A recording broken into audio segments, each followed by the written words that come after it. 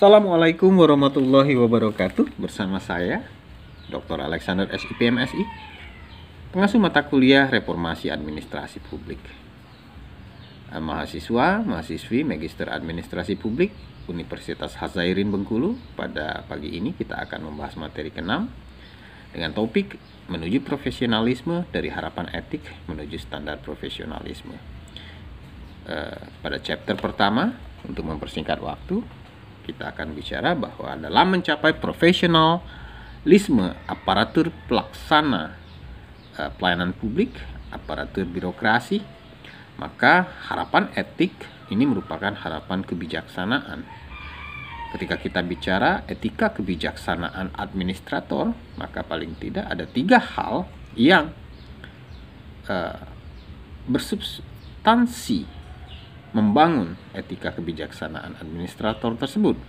Pertama, akuntabilitas, yang kedua integritas, yang ketiga reliabilitas.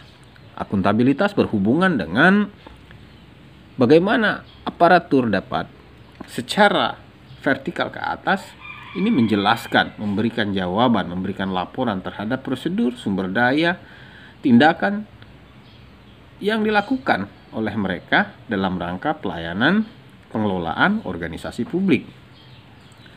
Kemudian vertikal ke bawah ini berhubungan dengan bagaimana aparatur administrator publik ini memberikan pertanggungjawaban terhadap apa yang dilakukan, tanggung gugat terhadap apa yang dilakukan mereka kepada klien mereka, kepada masyarakat mereka, sehingga jelas apa yang mereka lakukan, ini vertikal ke atas, dan efisien, efektif apa yang mereka lakukan secara vertikal ke bawah. Integritas ini menyangkut bagaimana kejujuran aparatur, bagaimana sikap mental mereka, kekuatan karakter mereka dalam melaksanakan pelayanan publik, sehingga sosok administrator publik, sosok birokrat publik ini memiliki kekuatan karakter, ya, kejujuran, konsistensi dalam melaksanakan pelayanan publik. Reliabilitas ini menyangkut keajegan dalam bertindak, konsistensi dalam bertindak.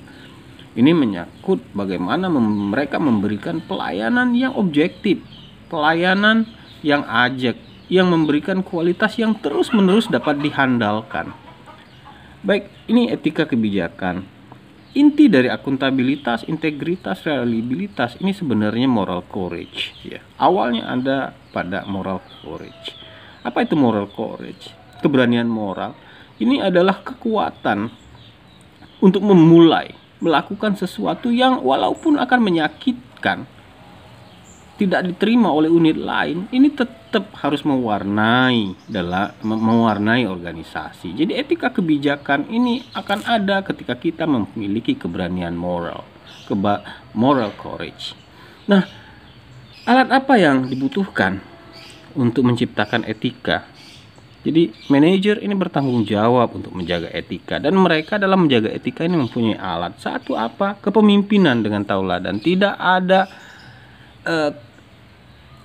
tool apapun yang lebih baik dalam konteks kepemimpinan daripada tauladan. Contoh, action. Kemudian yang kedua, kita harus percaya bahwa tidak ada aturan terbaik tanpa ada keadilan, tanpa ada fairness, tanpa ada keterbukaan. Jadi aturan terbaik itu harus dijaga dengan keadilan, dan keadilan ini menjadi penting dalam satu organisasi.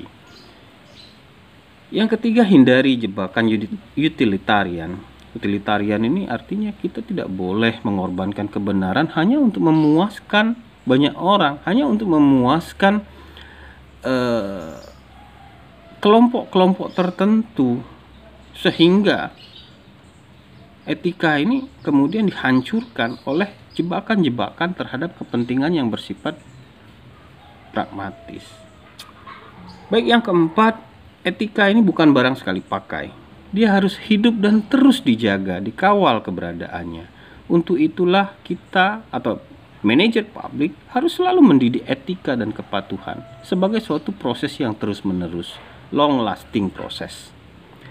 Baik, kalau kita bicara apa itu standar tradisional profesi, Wilson tahun 1887 ini menyatakan bahwa ada 9 standar tradisional untuk profesi administrator publik. Pertama, dia harus mewujudkan, administrator publik harus mampu mewujudkan public trust, menjaga unpartisan.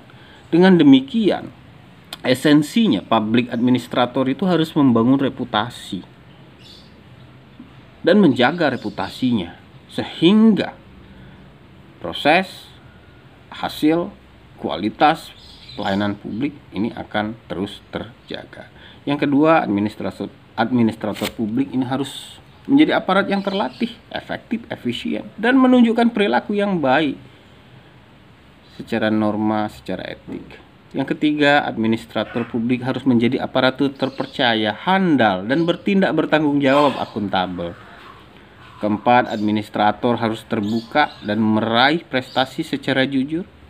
Tidak ada climber, orang yang selalu mengejar promosi jabatan, orang yang selalu mengejar penghasilan, ya, sehingga mengenyampingkan profesionalisme, prestasi. Yang kelima, administrasi publik harus peka terhadap pendapat umum, jadi responsif terhadap tuntutan dan kebutuhan pelayanan publik. 6. Administrasi publik menolak bersikap rete prosedural, ya, menghambat proses dan mendominasi, merasa paling penting. Ini yang menjadi penting dalam membangun administrator publik. Yang ketujuh, administrator publik harus menolak mencampuri penentuan penyusunan legislasi. Ada pembedaan antara politik dan administrasi. Sebagai fact and value, sebagai fakta dan nilai, sebagai means and end, sebagai cara dan tujuan. Jadi politik adalah tujuan, administrasi adalah cara. Sehingga mereka harus dipisahkan. Administrasi publik yang kedelapan, ini tidak dapat dipisahkan dari kehidupan masyarakat. Masyarakat dari lahir hingga wafat ini membutuhkan jasa dan pelayanan publik, ya. Sehingga administrasi publik realitasnya memang tidak dapat dipisahkan dari kehidupan sosial, kehidupan bermasyarakat. 9. Administrasi publik harus menekankan semangat publik. Tidak mungkin keadilan, partisipasi kita kesampingkan, dan kita harus sebagai administrator publik ini menolak arogansi atau tidak peduli terhadap publik. Baik itu standar tradisional profesi. Akar dari standar tradisional profesi adalah, nah ini ASPA. ASPA ini American Society for Public Administration, senada dengan Wilson tadi, ini lebih singkat merumuskan etik administrasi publik. Administrasi publik menurut ASPA ini harus mementingkan kepentingan publik, promote public service, menjunjung tinggi konstitusi dan hukum, konstitusi sebagai dasar dan hukum sebagai pelaksanaan, memajukan partisipasi dan demokrasi, ya, ada proses keadilan, social equity yang harus kita majukan, memperkuat keadilan sosial, bersifat terbuka terhadap informasi dan masukan, tidak bersifat silos, artinya ya menyimpan informasi dan menggunakan informasi tersebut untuk mendominasi orang atau kelompok lain. Kemudian menunjukkan integritas pribadi, ini menjadi penting. Integrity, kesatuan antara pikiran, ucapan, dan tindakan. Memajukan etika organisasi, menjaga supaya etika itu terus hidup, tumbuh, dan berkembang, dan meningkatkan keterampilan profesional. Administrator publik itu harus terus-menerus belajar. Baik, kalau kita bicara kode etik, ada azas etika profesi yang lebih luas sebenarnya dari prinsip moral. Etika tersebut mencakup prinsip perilaku yang dirancang untuk tujuan praktis, mengembangkan, melakukan tindakan, dan tujuan idealis kemanusiaan. Etika profesional ditetapkan oleh organisasi profesi dan para anggotanya ya tidak harus menerima perilaku profesional yang kemudian ketika kita bicara kode etik ini menggambarkan nilai profesional. Menurut Chung, nilai profesional atau azas etik ini terdiri dari paling tidak 4 azas penting. Pertama, menghargai harkat dan martabat kemanusiaan. Ini menjadi penting bahwa profesi manapun adalah sesuatu yang mulia, sesuatu yang memiliki dignity, martabat. Karena memang tujuannya etika profesi itu menjunjung tinggi kemanusiaan. Kemudian yang kedua, peduli dan bertanggung jawab. Profesi bertujuan mengabdi pada pemenuhan kebutuhan manusia dan harus bertanggung jawab terhadap, apalagi administrasi publik, bertanggung jawab terhadap pemenuhan tujuan-tujuan publik. Integritas dalam hubungan, kejujuran dalam hubungan,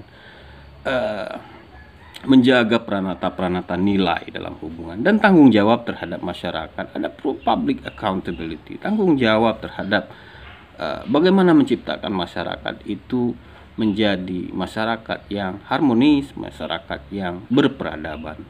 Jadi ada 4 hal itu yang menjamin, yang menjadi azas bahwa profesi administrasi publik ini harus dijaga. Baik, Bapak Ibu, saudara-saudara peserta mata kuliah Reformasi Administrasi Publik, terima kasih atas perhatiannya. Mohon maaf atas segala kekurangannya. Kita akan kemudian bertemu pada pertemuan ke-7 tentang bagaimana membangun profesionalisme dalam organisasi. Saya cukupkan dengan ucapan billahi taufik wal hidayah. Wassalamualaikum warahmatullahi wabarakatuh.